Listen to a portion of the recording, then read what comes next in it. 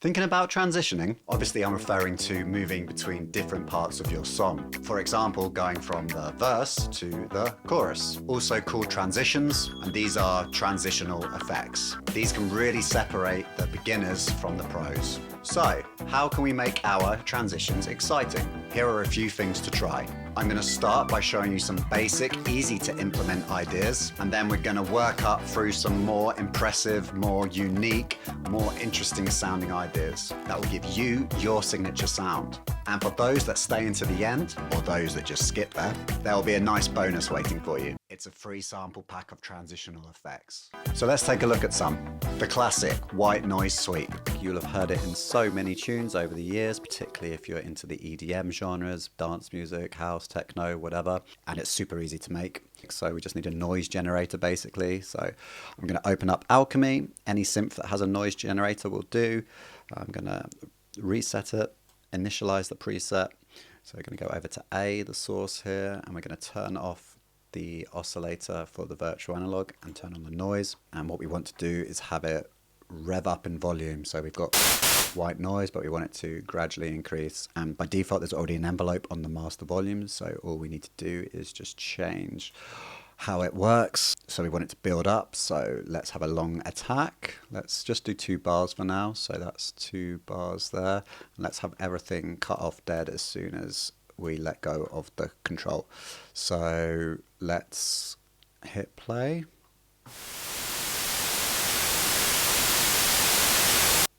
And that's pretty good. I just want it to start a bit more gradually. Let's do something like that. Perfect. And that's your very classic white noise sweep. And then you can obviously apply loads of different effects on the top, but that's it. That's a very simple transition. It's going to build tension. Listeners' ear will prick up and be like, oh, what's going on? Something big's going to happen. And wow, it's a drop. I never saw that coming. You get more exciting by adding like sidechain or LFO on top of that and give it a bit more rhythm, a bit more pulse, and you can speed it up. There's so much you can do on top of the basic white noise sweep. Reverse cymbals and snares. It's got a really cool sound to it, and you would have heard this before. It's not quite as dramatic maybe as the white noise sweep. It doesn't quite create as much tension, but it could be used for a shorter transition, or if you're doing something that's a little bit more subtle than EDM. Let's just use the Apple loops for this. So let's open it up with O, the browser. Let's find a cymbal. Yeah, that would do. Nice long one. Let's drag that into the arrangement. Okay, so we've got that. So you've just got a cymbal basically, and it's probably better to take one that's already in your track. That way it won't sound out of place, but all we have to do is click on it, come over to more, and we can hit reverse there. Simple but effective. And you could do the same with the snare. Let's find a snare. Okay, here's some snares. Let's drag one in. Got a load. Let's just zoom in. Let's get rid of that. And let's reverse it. Very easily to do. Come over to the inspector, hit reverse, and there you go. Nice and easy. It'll work for all genres of music as well. It doesn't just have to be electronic stuff. Like a reverse cymbal into a chorus can sound really cool. Let's go on to the next one. Snare build-ups. The snare roll, the drum roll. This one has also been done a lot, but it's an effective one and worth having in your transitional arsenal. So I've got a drum synth open with just a snare patch load. You can use anything for this. You can do this on the snare, and kick drums also work as well. And we're just going to put in a new MIDI region. Right, and we've got the brush tool open. Let's shorten them. Okay, that's all right, but I think what we want is it to build a bit more. So let's start with 4, and then let's go to 16ths. So let's take them out, copy them over, and let's duplicate them. Just pull them up a bit in volume first. And 120 is about halfway.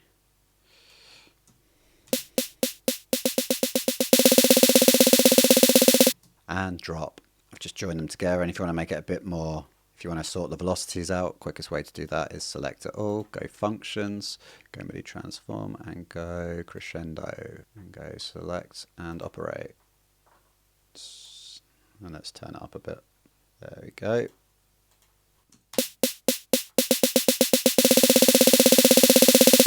And that's your very basic snare roll build. And you can, as I said, also turn this over to kick drum. I'd recommend using the whatever kick drum or snare is already in your arrangement just for continuity. You could even make this 64 note if you wanted.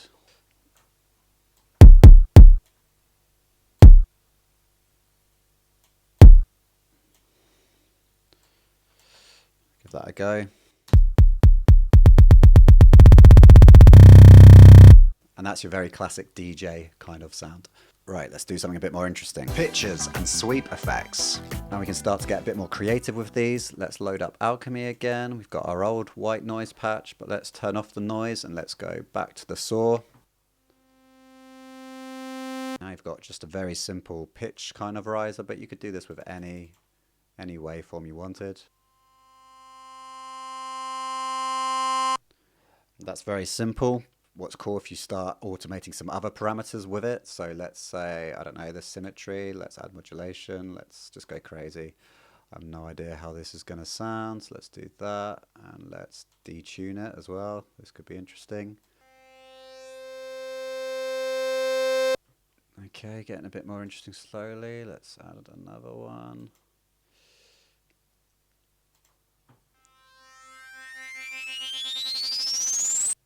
Okay, so that's quite cool. It's obviously very quiet, but if we bring up the volume, and let's also add a reverb on top of it, just so it sounds slightly more interesting.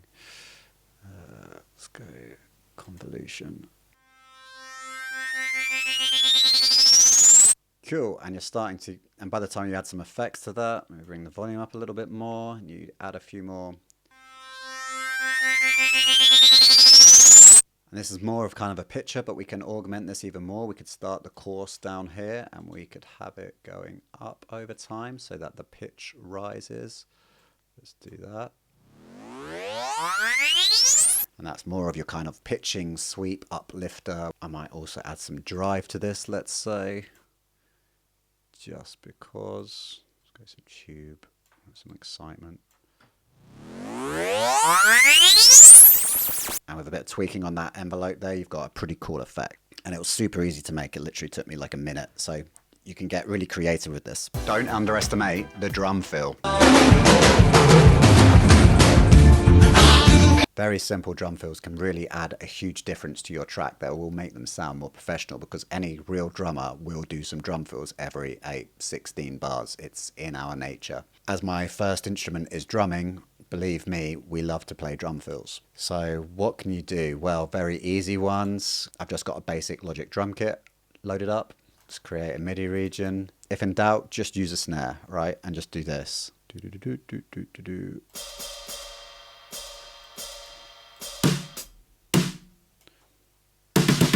There you go. That's as simple as it needs to be. Add some difference in the velocity to make it a bit more realistic. And the sticking is often right, left in this kind of instance. So the right hand's normally a little bit stronger than the left hand. So that's why I often do it like this. But you can start to get creative. So you can just drop them out like this.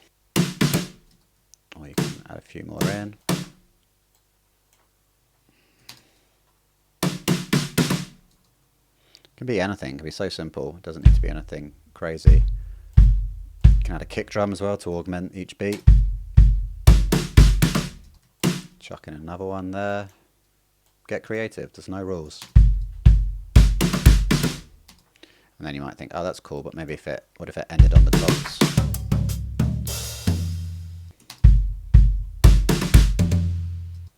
Or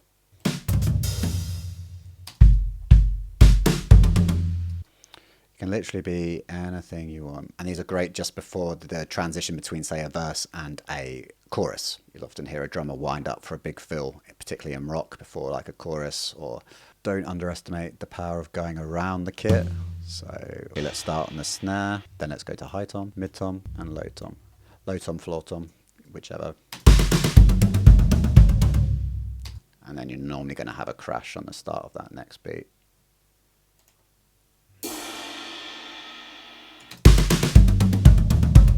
There you go, simple drum fills like that will make a big difference to your track. Very easy to do.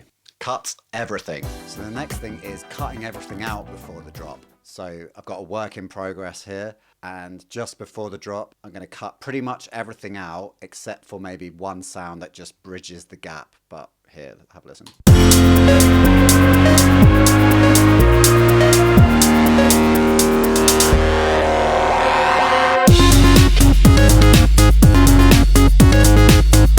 So yeah, pretty much everything dropped out, all the drums, just the sound of the bass on its own just continued over it. If you cut completely everything, it just sounds a little bit too bare. Stuttering. You could also try some stutter effects. A great one for this and a simple one to use if you're in Logic is step effects. So if you go down to multi-effects, go to step effects, go to stereo. So if I just play it now, you can already hear it doing its thing. Let's just choose one. Let's choose a gated one. Let's go simple gated, let's go anthem gated space. And I'm just going to put it in bypass to start off, and I would normally record this with automation, but just to show you, I'm just doing it on the fly.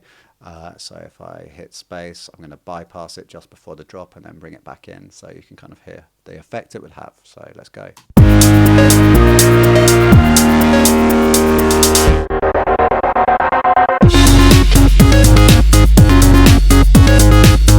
So that's quite cool, and you've got loads of different presets in here, or you can go into more depth and program it yourself.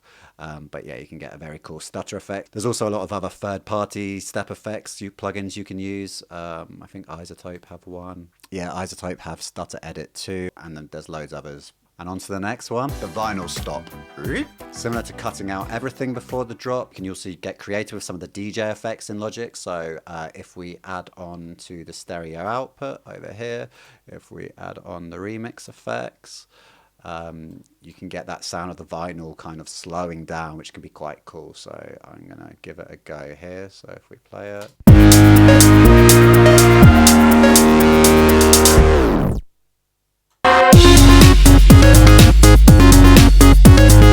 Okay, I could execute that a little bit better, but you get the idea. DJ, vinyl, turntable, slowing down if you just turn it off suddenly. Very nice effect, very simple to do as well. Using reverse reverb tails from instruments already in the mix, already in your track, and reversing them so you get a cool build up into it. So let's start with a snare. I've got a work in progress here, so I'm just going to find my snare. Here's my transition currently. It's got a couple of things in it, but it's nowhere near where I want it to be, but let's have a look at it.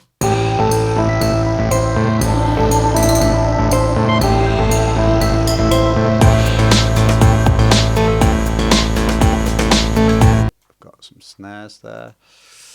I just want one for this.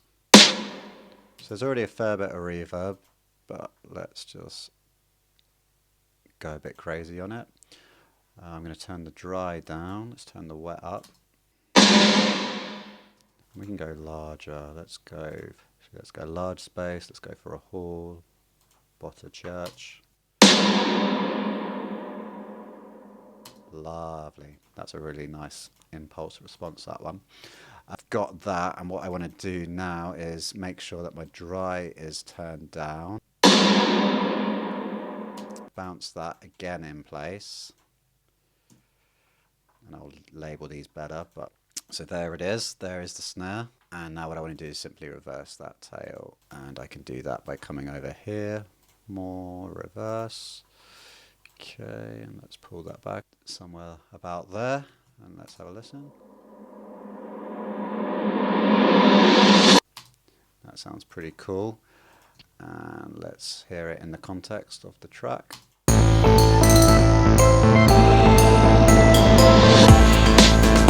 And that's one thing you can do, but you can do this with any, it doesn't have to be snare. You can do it with like, say you had a guitar power chord or something, you could reverse the reverb on the power chord up, or you could just reverse the power chord. There's so much you could do here, and it starts to get really interesting when you start using stuff that's already in your track. It kind of feels a bit more organic to the track. So that's one of my favorite ones. Granular Synth Mayhem. I have got a vocal sample here. And I'm going to do something cool with that. So if I load up Alchemy, let's go to the source. And there's already some modulation stuff going on. I'm going to take that off for demonstration purposes. And two parameters that I quite like using when it comes to granular synthesis are the density and the time in Alchemy, at least. So if you turn down the density, you get something that sounds like this. Which I think is pretty cool, and you can do the same with the time. So that could be quite a cool effect leading up to a drop. So let's modulate that. Let's just use an LFO. I'm going to do a ramp up, and I want it to be, say, 2 bars. So I want these to do what I just showed. So add modulation, let's go LFO, let's go ramp up, and let's do that. And do the same here, add modulation, LFO, ramp up, do that. And let's start it back here or so. I'm just going to get this to the right position where I want it.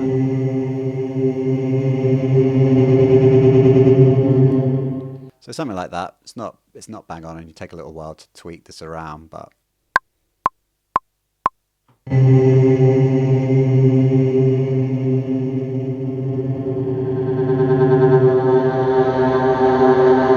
and what we might also want to do is just bring up the volume on it actually as well, so it kind of fades up. So let's do the same. Let's do the opposite. Let's add modulation. Let's go LFO, ramp up, but we'll go in the opposite direction this time. So something like that.